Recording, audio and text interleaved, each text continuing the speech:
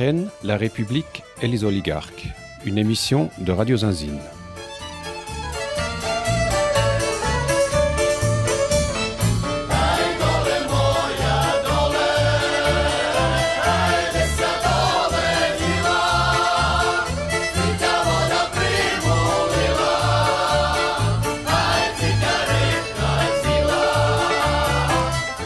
Lors de mon dernier voyage en Ukraine, consacré plus à des projets d'aide humanitaire avec des personnes déplacées par la guerre à l'intérieur de l'Ukraine, j'ai rencontré Sébastien Gaubert, qui est français, journaliste et spécialiste de l'Europe centrale et orientale, et qui vit depuis plus de 10 ans en Ukraine, qui a souvent fait des correspondances pour différents médias francophones, et qui vient de sortir un livre chez Talendier, qui s'appelle « L'Ukraine, la République et les oligarques ».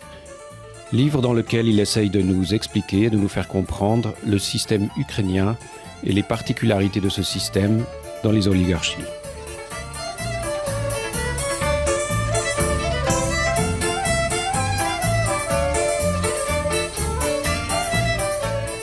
L'histoire que retrace Sébastien Gaubert est une histoire peuplée de bandits, d'opportunistes, ou de fonctionnaires corrompus qui ont survécu aux troubles des années 90 avant de tenter de légaliser leur fortune colossale à travers des investissements dans la politique et dans les médias.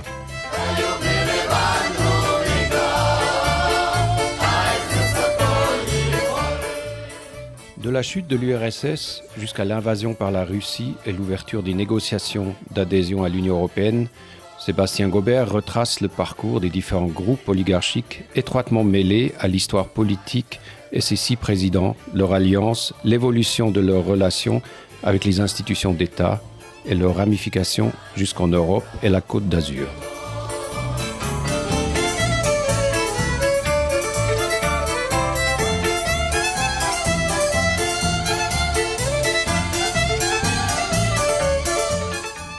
Dans la première question de l'entretien, nous avons demandé à Sébastien Gaubert de nous expliciter les différences, mais peut-être aussi les ressemblances, entre le système oligarchique russe et le système oligarchique ukrainien. L'image d'une Ukraine corrompue, évidemment, elle se repose sur des faits qui sont avérés. Le niveau de corruption ici, évidemment, hérité de l'Union soviétique et hérité du chaos des années 90, il est assez attesté. Ensuite, d'ores et déjà, il faut dire que est-ce que l'Ukraine est plus corrompue que la Russie ? Ça, c'est pas le cas. Et ça, par exemple, les indicateurs de Transparency International le montrent bien. Et en plus de ça, ce qu'il faut voir, c'est qu'en Russie, on parle beaucoup moins des affaires de corruption, il y a beaucoup moins de scandales médiatiques, il y a beaucoup moins d'enquêtes qui ensuite ont des répercussions dans le domaine judiciaire. Alors qu'ici, en Ukraine, on est quand même dans un système qui s'efforce de faire respecter une sorte d'état de droit. Et donc, il y a effectivement beaucoup d'enquêtes qui sortent de la part de journalistes d'investigation, mais aussi des organes de lutte contre la corruption, et qui suscitent une réaction à la fois du domaine politique, mais aussi du domaine judiciaire. Donc voilà, on n'est quand même pas du tout dans le même contexte. Alors, quand on parle des oligarques, donc ce qu'il faut voir, c'est que les oligarques ukrainiens, fondamentalement, en tant qu'individus et en tant que groupe oligarchique, ils sont comme n'importe quel oligarque post-soviétique, et comme n'importe quel entrepreneur capitaliste. C'est-à-dire que ce sont des entrepreneurs, des businessmen, comme on les appelle, qui cherchent à maximiser leurs profits et qui cherchent à élargir leur champ de compétences et à enfreindre le plus de règles possibles en fonction des possibilités qu'ils ont. La différence qu'il y a entre un oligarque post-soviétique ukrainien et un oligarque et un entrepreneur capitaliste, donc par exemple aux États-Unis ou en Europe occidentale, c'est évidemment l'écosystème, c'est évidemment tout le système, tous les contre-pouvoirs qu'il y a autour donc de ces entrepreneurs capitalistes.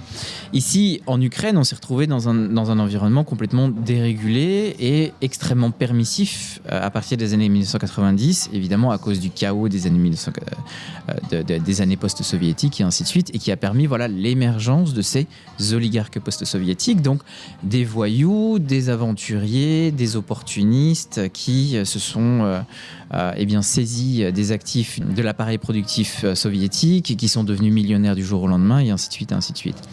Ce que j'ai essayé, et en ça, les oligarques ukrainiens sont véritablement post-soviétiques.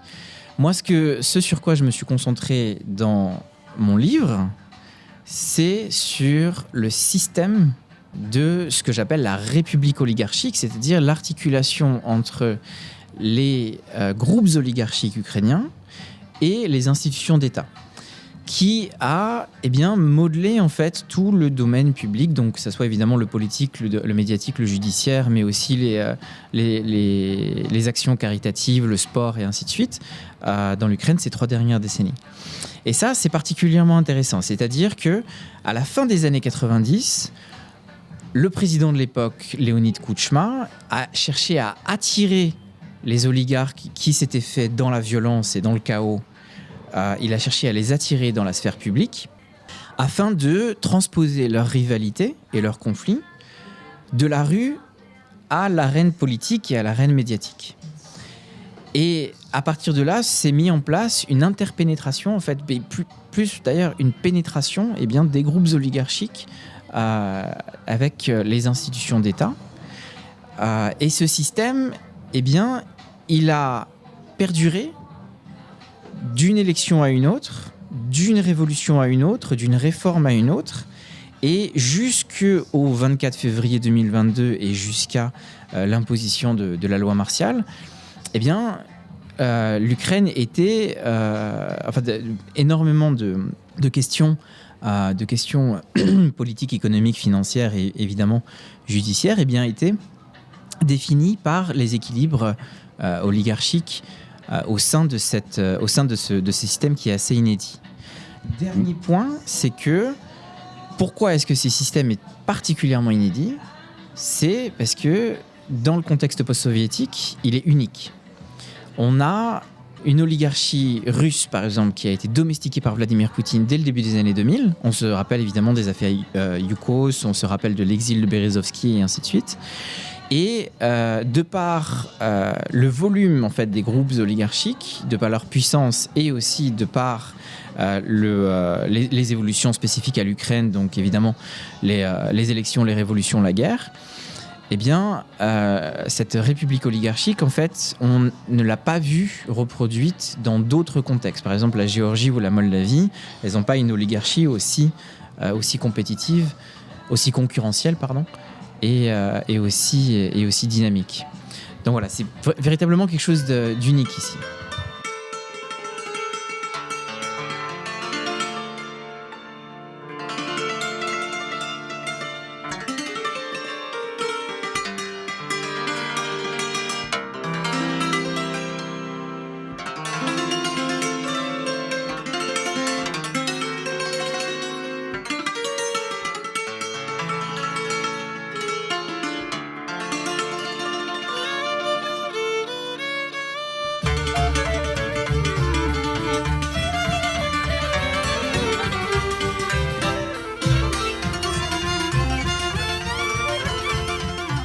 Et comment il faut s'imaginer le partage du pouvoir entre des oligarches ? Est-ce que c'est ultra-violent ou est-ce que justement ça passe par le champ politique ou est-ce que c'est mafieux armés ou comment se règlent les conflits entre différents oligarches ? Alors, dans les années 1990, tout s'est fait dans la violence. Et à partir du moment où donc, ce président Leonid Kuchma a formalisé, évidemment, c'est formalisé entre guillemets puisque rien n'a jamais vraiment été écrit, mais ce pacte avec les groupes oligarchiques, cet affrontement s'est transposé dans le domaine politique et dans le domaine médiatique. Et là, pour le coup, il a été beaucoup moins violent. Il y a eu évidemment des épisodes de violence. Il y a toujours des cas de pression, d'intimidation, des cas de meurtres qui sont plus ou moins ciblés dans les années 2000, 2010 et évidemment 2020. Mais ce qu'on voit, c'est que en fait, les principaux groupes oligarchiques ont investi massivement dans des grandes structures médiatiques et ont investi massivement dans des partis politiques pour peser sur le législatif, pour peser sur l'exécutif. Et à partir du moment où ils ont obtenu une influence en fait dans ce domaine public, eh bien, ça a aidé pour avoir des facilités fiscales, ça a aidé pour avoir des subventions d'État, ça a aidé pour avoir accès à des marchés publics, et ainsi de suite, et ainsi de suite. Et à la fin des fins, eh bien, pour consolider ce qui fait un oligarque et ce qui fait, a fortiori, un oligarque post-soviétique, c'est-à-dire les monopoles. Et là, on voit donc évidemment Rinat Akhmetov qui avait ce monopole très très établi sur le Donbass, donc toute l'intégration verticale entre les mines, les industries, la métallurgie. Et puis évidemment la production d'électricité. On avait Victor Pinchuk qui lui avait un monopole sur tout ce qui était production de tubes. Donc à travers son conglomérat Interpipe. Kolomoïski, c'était évidemment tout ce qui est production et transport et distribution de pétrole et d'une certaine manière de gaz, et ainsi de suite, et ainsi de suite. Mais donc voilà, ça n'a pas été aussi violent que dans les années 1990. Et ce qu'il faut aussi voir, c'est que ça a été extrêmement dynamique. Ce qui a marqué en fait le développement et les évolutions de cette république oligarchique sur les dernières décennies, c'est que ce système a été particulièrement fluide et particulièrement dynamique. Les alliances entre les oligarques au sein de cette république oligarchique n'ont pas arrêté de changer. Et on peut très très bien avoir deux oligarques qui s'entendent sur un accord en particulier, mais qui le lendemain vont s'associer avec quelqu'un d'autre dans le cadre d'une élection régionale ou nationale, et ainsi de suite, et ainsi de suite.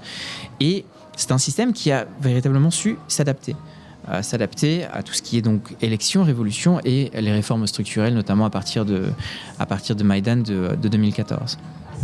Et après, dans un village comme les Carpates, où nous on est assez souvent passés, on a l'impression que ça s'articule aussi autour de vieilles corruptions ou un vieux système clientéliste qui est quand même très fort, qui descend à une toute petite échelle aussi, non ?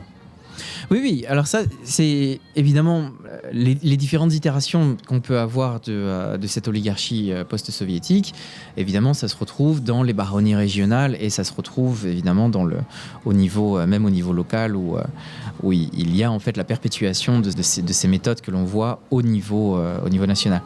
Ce que je mets aussi beaucoup en avant dans mon livre, en fait, donc, c'est la réémergence d'une classe moyenne à partir du début des années 2000, donc qui a été complètement broyée par le choc des années 90, mais qui à partir du début des années 2000, en fait, se reconstitue une certaine assise, se reconstitue un certain confort, enfin tout ce qui a trait un peu à la classe moyenne, et ça, ça débouche sur, ça permet le renforcement d'une société civile.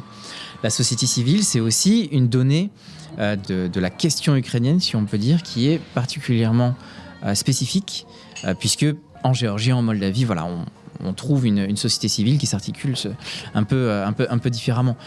En particulier à partir de la révolution de la dignité, donc 2013-2014, et de tous l'élan de volontariat qui a accompagné la première phase de la guerre du Donbass, on assiste à une conflictualité croissante entre cette société civile qui est particulièrement déterminée à moderniser le pays, à transformer les structures et à lutter contre la corruption. Donc entre cette société civile d'une part et les groupes oligarchiques d'autre part. Ces groupes oligarchiques qui évidemment luttent contre tout le processus de modernisation, de transformation et ainsi de suite, mais qui aussi s'adaptent et qui aussi s'en servent. Ça, c'est une caractéristique de ces groupes oligarchiques, c'est qu'ils sont particulièrement créatifs. Et en fait, ils arrivent à retourner une menace qui les vise tout particulièrement en une espèce d'opportunité.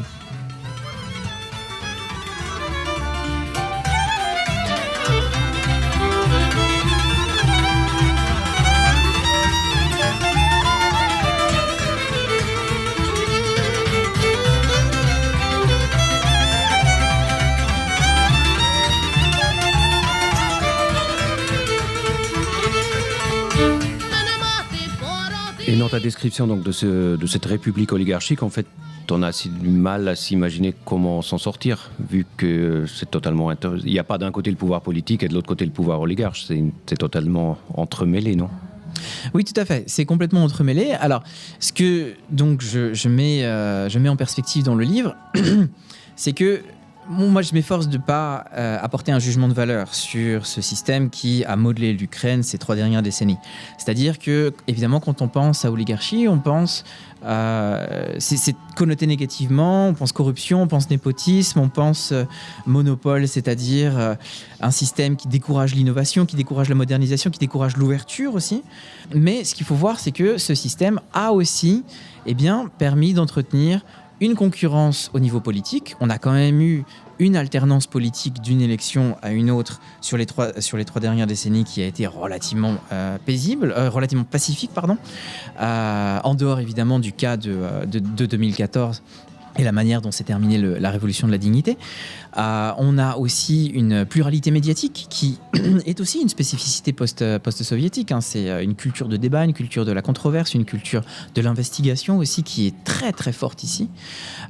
Et évidemment, un 3e élément, c'est une espèce de consensus donc, de ces groupes oligarchiques de concert avec les institutions d'État pour préserver une souveraineté nationale.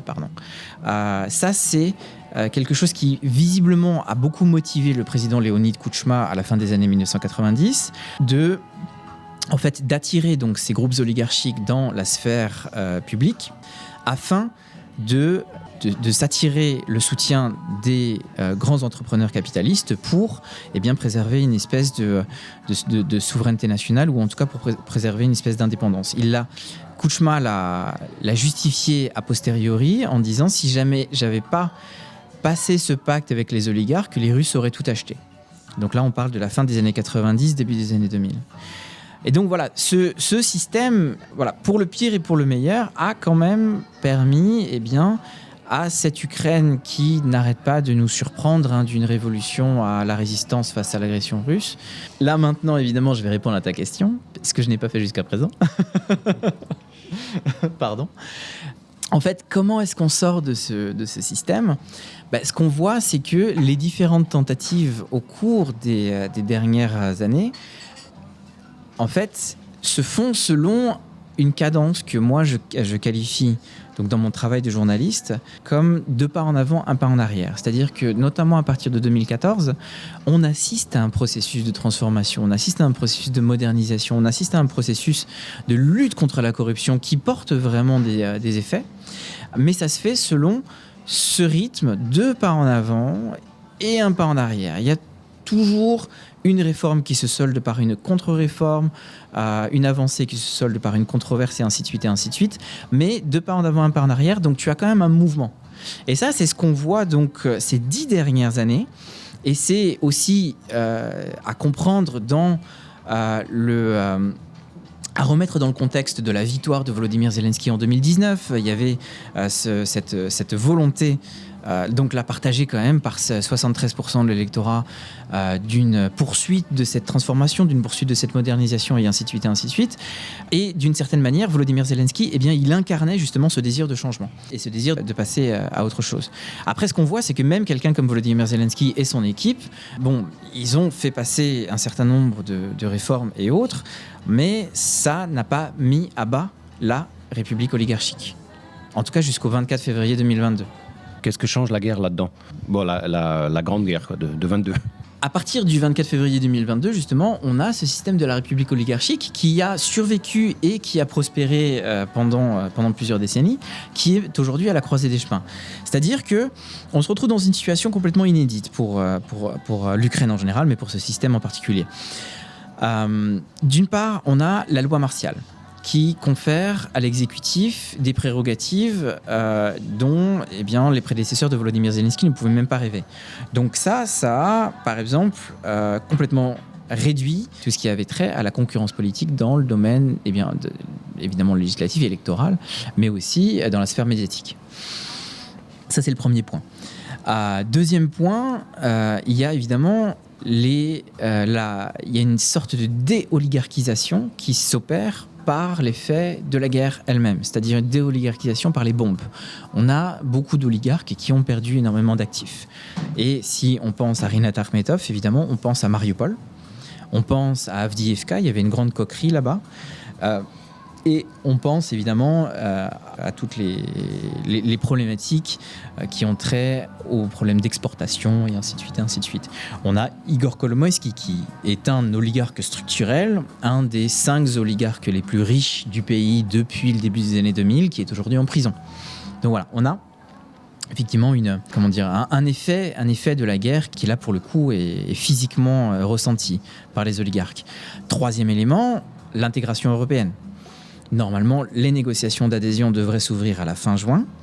Et à un moment donné, elles devraient impliquer des réformes structurelles, notamment une réforme du système judiciaire, qui est un peu la mère de toutes les réformes, et qui n'a, là pour le coup, pas été accomplie, ou en tout cas pas été menée à terme ces dernières décennies. Et puis le quatrième élément, c'est la détermination et la vigueur de la société civile et de la population en général qui, tout simplement confronté à ce défi existentiel qui est l'agression russe. Est-ce que on est dans un état d'esprit où on veut permettre à ce système de la République oligarchique qui a survécu et prospéré pendant 30 ans, de continuer à survivre et prospérer pendant 30 ans de plus. Donc voilà, on est véritablement dans une situation inédite. Ensuite, ce qu'il faut voir, c'est que pour l'instant, on est sous la chape de plomb de la loi martiale, en fait. Et évidemment face à l'urgence de la guerre. Donc, on ne sait pas encore exactement quelle voie va emprunter cette déoligarchisation. Et ça, c'est quelque chose donc, que j'explore à la fin du livre. C'est quelques scénarios potentiels. Voilà, de l'avenir de ce système. Alors, je vais juste en citer quelques-uns. On a la possibilité du statu quo, qui est évidemment une possibilité. On a la possibilité du remplacement, c'est-à-dire que les oligarques qui ont marqué et qui ont beaucoup influencé l'Ukraine ces 30 dernières années, ils disparaîtraient aussi parce qu'ils sont aujourd'hui dans leur soixantaine, dans leur 70aine pour certains. Donc évidemment, ça... il y a un effet de renouvellement. On assiste aussi à l'émergence de nouveaux groupes, par exemple liés au domaine militaire, liés évidemment à plusieurs réseaux de contrebande, liés à l'émergence de nouveaux secteurs de l'économie face à l'effondrement du système minier, industrielo-métallurgique. On a évidemment le scénario d'une potentielle dérive autoritaire. L'exécutif a tellement de prérogatives aujourd'hui que peut-être qu'à un moment donné, il pourrait en abuser. Ce n'est pas le cas aujourd'hui, mais peut-être que dans la durée, il pourrait commencer à en abuser et donc en fait, à concentrer tellement de pouvoir que les autres groupes oligarchiques n'auraient plus la possibilité de s'exprimer en tant que groupe avec une autonomie politique. Et ça nous rapprocherait d'un système à la russe, à la biélorusse, à la kazakh. On a évidemment la possibilité ce que moi j'appelle un moment Rockefeller, c'est-à-dire en référence à ce qui s'est passé aux États-Unis au tournant du XXe siècle et qui en fait consiste à avoir des oligarques, des grands entrepreneurs capitalistes qui appuient le renforcement de l'état de droit afin de préserver leurs acquis. C'est-à-dire qu'ils ont beaucoup profité d'un environnement assez dérégulés et assez permissifs pour devenir riches. Mais une fois qu'ils sont devenus riches, ils veulent que l'État protège leurs actifs et donc ils permettent le renforcement de l'État de droit. Puis voilà, et puis ensuite il y a quelques autres petits scénarios, par exemple une révolte populaire ou par exemple le scénario d'une sécession ou autre, mais voilà, c'est... Cela, il dépend beaucoup de la suite de la guerre aussi. Exactement. Et c'est pour ça que je ne me permets pas en fait d'apporter une réponse claire et définitive, parce que là maintenant, ça fait déjà 2 ans et demi et on est encore dans ce contexte en fait où on a du mal à percevoir les grandes tendances, puisqu'il y a beaucoup de choses qui se passent et qui vont dans des directions parfois contradictoires, mais aussi parce que tout dépend de la poursuite de la guerre. Si jamais la Russie arrive à ses fins, alors dans ce cas-là, de toutes les manières, toutes les questions qu'on a abordées, que j'ai abordées à ton micro, n'auront plus du tout cours, puisqu'il n'y aura plus d'Ukraine.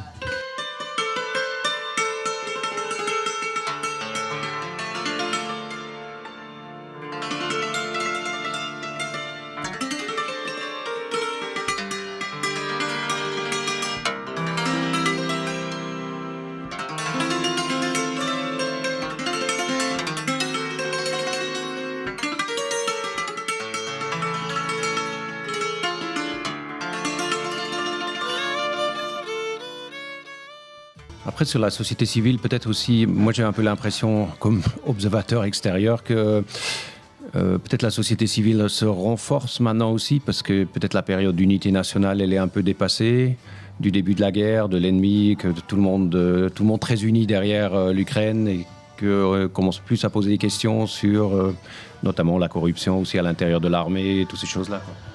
Oui, mais ça a été le cas dès le début. Ça a été le cas dès le début. On se rappelle que les premières enquêtes sur la corruption au sein du ministère de la Défense, c'était quelque chose comme septembre 2022. Hein, c'est arrivé très tôt. Donc, c'est pas forcément quelque chose qui est à même de remettre ce concept d'unité nationale.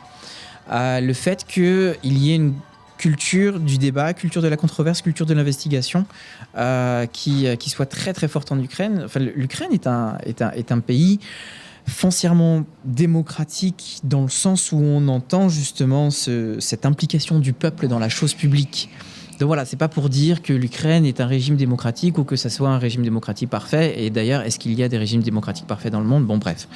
Mais voilà, c'est foncièrement l'implication du peuple et l'implication évidemment donc de la composante active du peuple qu'on qualifie de société civile, ça c'est une constante dans la durée en Ukraine.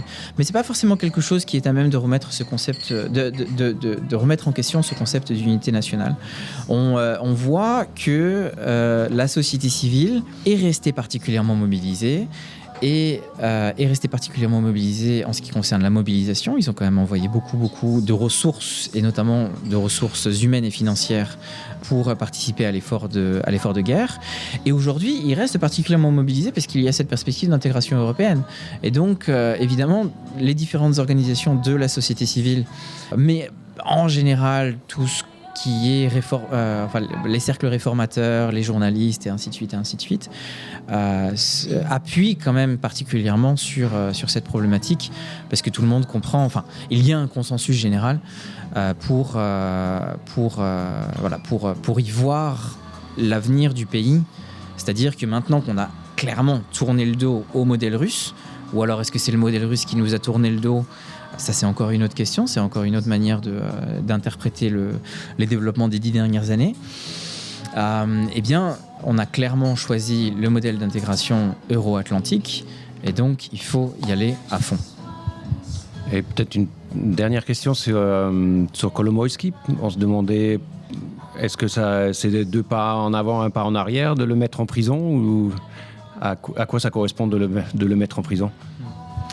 Alors avec Kolomoïski, pour l'instant, on est encore dans le flou. C'est-à-dire que quand il a été mis en prison en septembre 2023, en fait, il y avait cette espèce de théorie, qui peut-être était une théorie du complot, ou en tout cas, voilà, une théorie pour le moins, que c'était peut-être une manière de le protéger, parce qu'il a été mis en prison par le SBU, donc par les services de sécurité et de renseignement, et c'était peut-être une manière de le protéger du NABU, donc du bureau de lutte contre la corruption, et ainsi de suite. Mais là, ça fait quand même pas mal de mois qu'il est en prison. Donc on commence véritablement à se poser la question de est-ce qu'il y serait pas pour de bon. Et il a reçu un chef d'accusation supplémentaire, et là pour le coup pour avoir commandité une tentative de meurtre en 2003. Donc ça commence quand même à faire beaucoup, et on se demande si jamais il va jamais ressortir de prison, d'autant plus qu'encore une fois, il se confronte lui-même à sa propre mortalité. Il doit avoir quelque chose comme 66 ans et ainsi de suite. Donc voilà, à un moment donné, c'est vrai que même les perspectives de sortir de prison quand on a 80-90 ans, c'est pas forcément hyper réjouissant.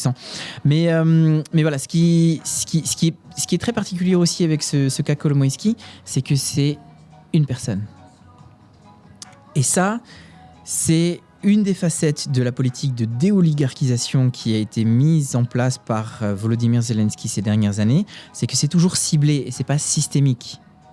Donc le fait que Igor Kolomoïski soit en prison, c'est évidemment un événement en soi, c'est évidemment un phénomène particulièrement inédit dans l'Ukraine des 30 dernières années, mais ça ne veut pas forcément dire quelque chose sur la lutte de l'exécutif et la lutte des institutions d'État par rapport au système oligarchique. Donc les autres oligarques se portent très très bien, ils ne sont pas du tout inquiétés par la justice, et pour ne citer que lui, donc quand on pense à Igor Kolomoïski, on pense évidemment à Hennady Bogolyubov, qui est son partenaire d'affaires depuis le début des années depuis le début des années 90, et lui pour le coup il n'est pas du tout inquiété par la justice. Donc c'est vrai qu'on peut se poser la question en fait, pourquoi Kolomoïski et pourquoi pas les autres, et qu'est-ce que ça va vouloir dire pour le système oligarchique et le système de cette république oligarchique en tant que tel.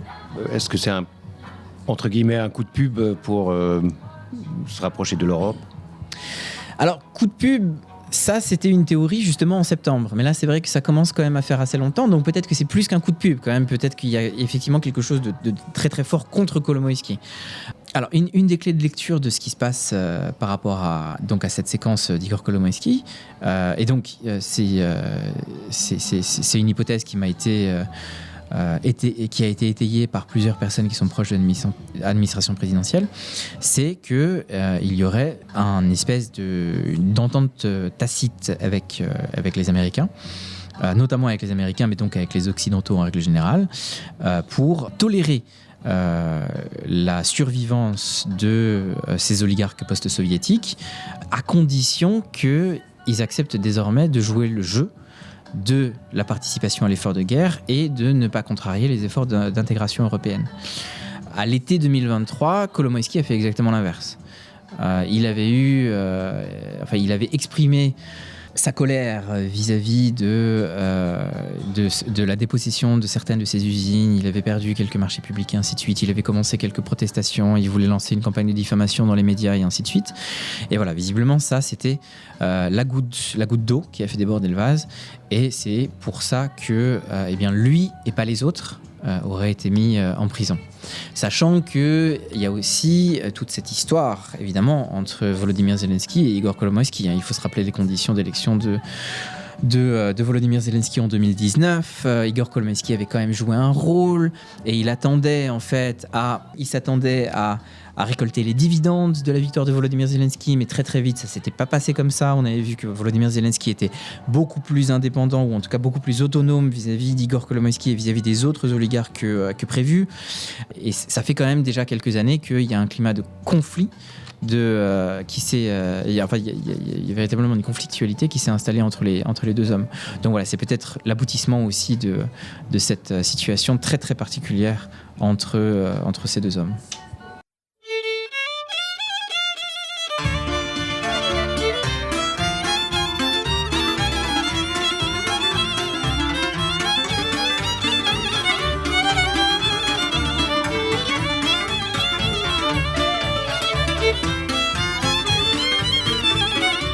Un entretien avec Sébastien Gaubert, auteur du livre L'Ukraine, la République et les oligarques, paru en 2024 aux éditions Talendier. Une émission réalisée par Radio Zinzine.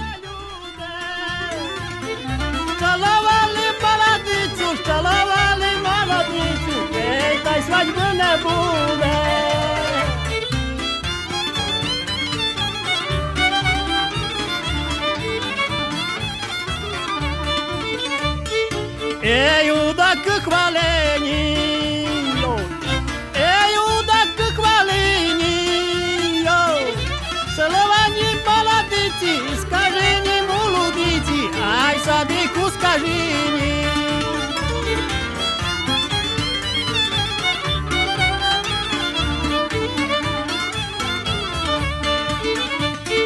Ей, малая, малая,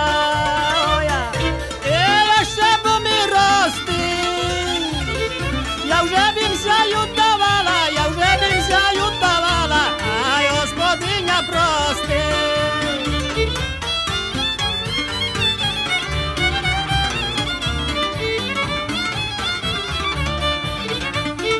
Веселійські легінека,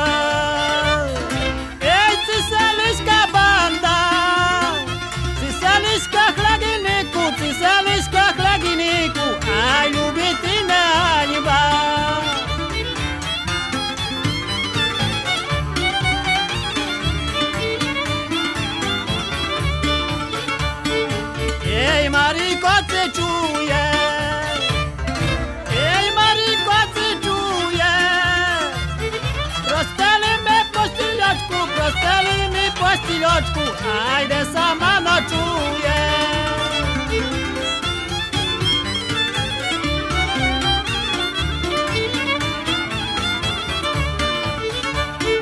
Ei, Marișca de mare,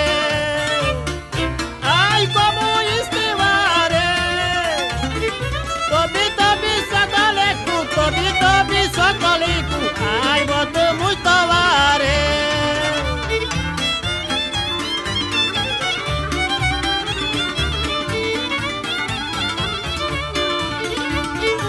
Ei, odaide, odaide,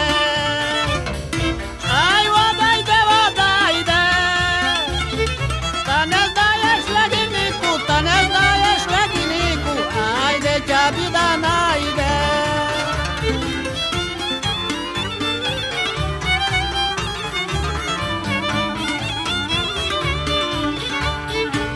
Aj za nas